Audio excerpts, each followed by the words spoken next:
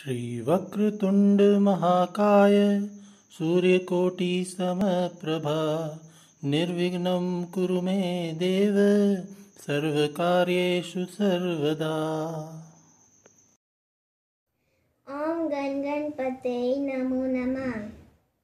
प्रिय दर्शकों, आज मैं आपसे गणेश जी के जन्म की कथा के बारे में चर्चा करूंगी। तो हम प्रारंभ करते हैं।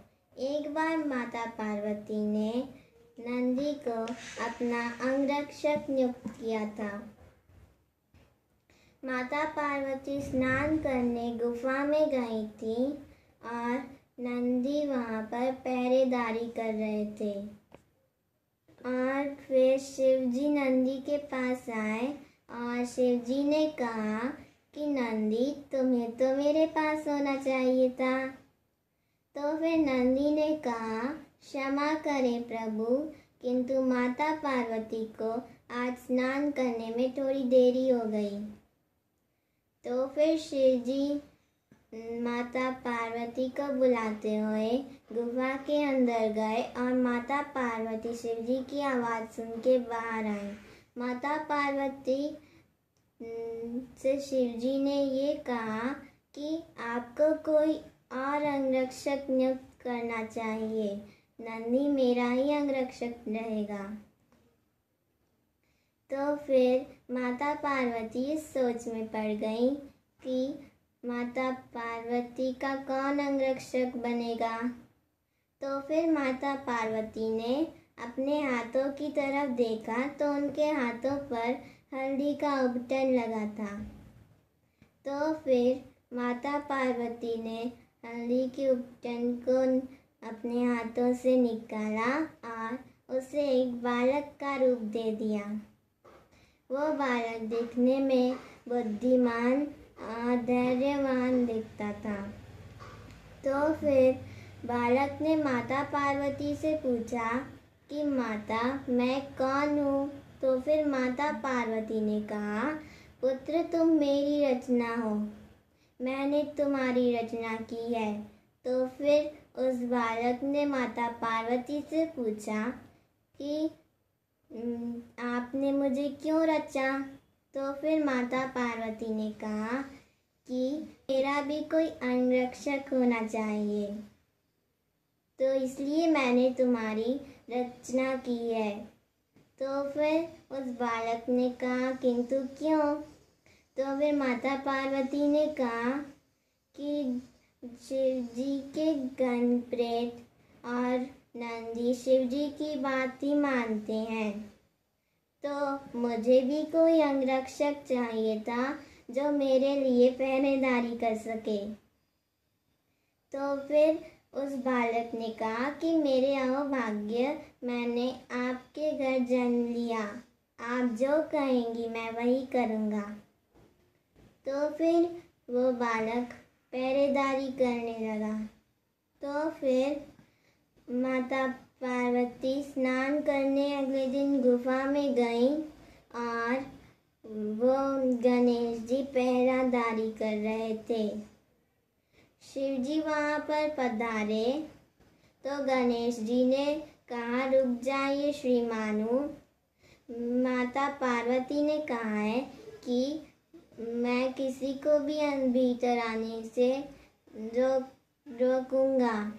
तो फिर शिवजी ने कहा, किंतु पुत्र, मैं तुम्हारा पिता हूँ। तो फिर उस बालक ने कहा, आप मेरे जो भी हों, किंतु मैं तो अपना कार्य कर रहा हूँ। तो फिर शिवजी कुपित होकर वहाँ से चले गए। गण प्रेतों ने उनसे पूछा कि आप इतने गुस्सा क्यों हैं। तो फिर शिवजी ने कहा कि वह बालक मुझे भीतर आने ही नहीं दे रहा है। तो फिर गण प्रेत उस बालक के पास गए और गण प्रेतों ने कहा कि हम आपसे लड़ेंगे। तो फिर गणेश जी ने कहा, हाँ, मैं भी तो देखूं कि तुम लोगों में कितना सामर्थ्य है। तो फिर गणेश जी ने बड़ी चतुराई से और बड़े सामर्थ्य से उन गण प्रेतों को हरा दिया।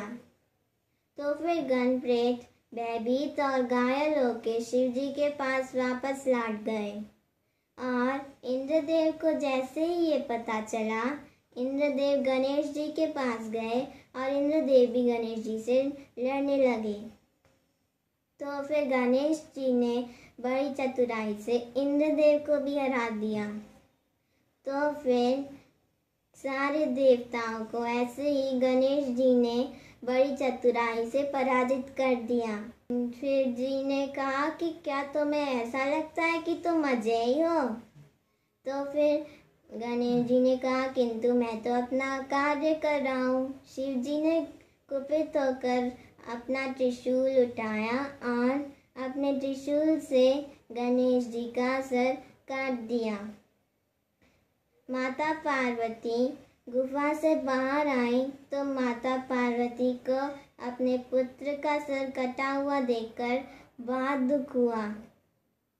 तो फिर माता पार्वती ने अपनी शक्तियों को अर्जित किया और फिर उनकी शक्तियाँ पूरी धरती का विनाश बन गई। इस विनाश लीला का जैसे ही शिव जी को पता चला, शिव जी उस मृत बालक के शरीर के पास गए और इंद्रदेव से कहा कि आप जाइए और जो भी प्रथम प्राणी मिले उसका सर लाकर मुझे दीजिए, क्योंकि माता पार्वती के गुस्से से पूरा जंगल खराब हो गया था। तो इंद्रदेव को केवल एक हाथी ही मिला। बात यह है कि वो हाथी एक असुर था जो हाथी के रूप में था।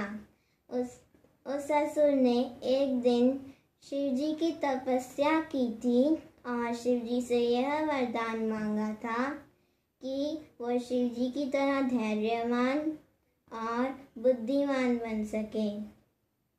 लेकिन शिव जी की तरह धैर्यवान और बुद्धिमान तो कोई नहीं बन सकता था। तो फिर यही एकमात्र उपाय था कि वो शिव जी के पुत्र बने। तो फिर शिव जी ने उस असुर का सर मृत बालक के शरीर पे लगा दिया और फिर गणेश जी का हाथी का सर हो गया। फिर जैसे ही ये माता पार्वती को पता चला, माता पार्वती शांत हो गई और गणेश जी के गले लग गई। धन्यवाद।